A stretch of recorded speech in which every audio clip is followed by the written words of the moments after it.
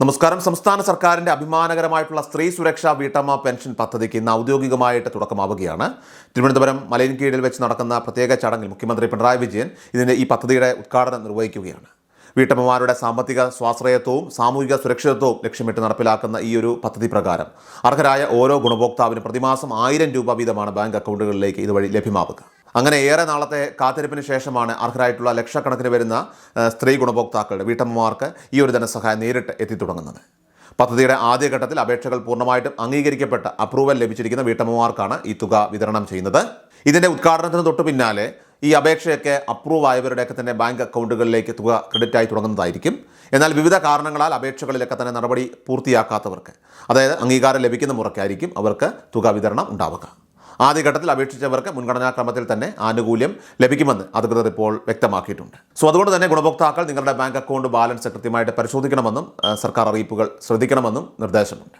അപേക്ഷകൾ സമർപ്പിച്ചവരിൽ വലിയൊരു വിഭാഗം ആളുകൾക്ക് രേഖകളിലെ പൊരുത്തക്കേടുകൾ മൂലം അപേക്ഷ നിരസിക്കപ്പെടുകയോ അല്ലെങ്കിൽ തിരികെ ലഭിക്കുകയോ റിട്ടേൺ ആയിട്ട് ലഭിക്കുകയോ ചെയ്യുന്ന സാഹചര്യമുണ്ട്.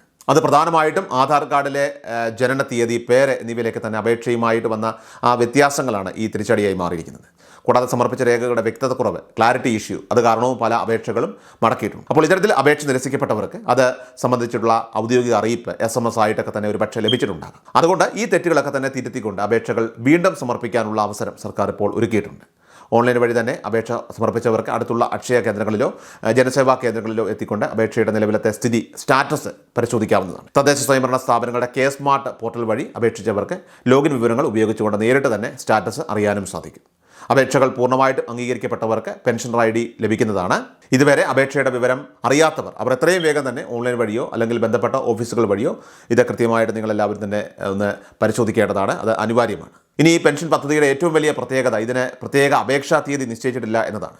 ഇതൊരു സ്ഥിരം ക്ഷേമ പദ്ധതിയായതിനാൽ തന്നെ നിശ്ചിത പ്രായപരിധിയിലേക്ക് എത്തുന്ന സ്ത്രീകൾക്ക് എപ്പോൾ വേണമെങ്കിലും അപേക്ഷ നൽകാം.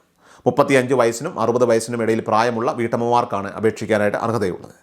BPL റേഷൻ കാർഡ് ഉള്ളവർക്കും നിലവിൽ സർക്കാർ ജോലിയോ അല്ലെങ്കിൽ മറ്റ് പെൻഷൻ പദ്ധതികളിലോ ഉൾപ്പെടാത്തവർക്കൊക്കെ തന്നെ ഈ പദ്ധതിയുടെ ഭാഗമാകാം. എന്നാൽ മറ്റ് ക്ഷേമനിധികളിൽ നിന്നോ അല്ലെങ്കിൽ സർക്കാർ ആനുകൂല്യങ്ങളിൽ നിന്നോ സഹായം കൈപ്പറ്റുന്നവർ ഈ പദ്ധതിക്ക് പുറത്തായിരിക്കും.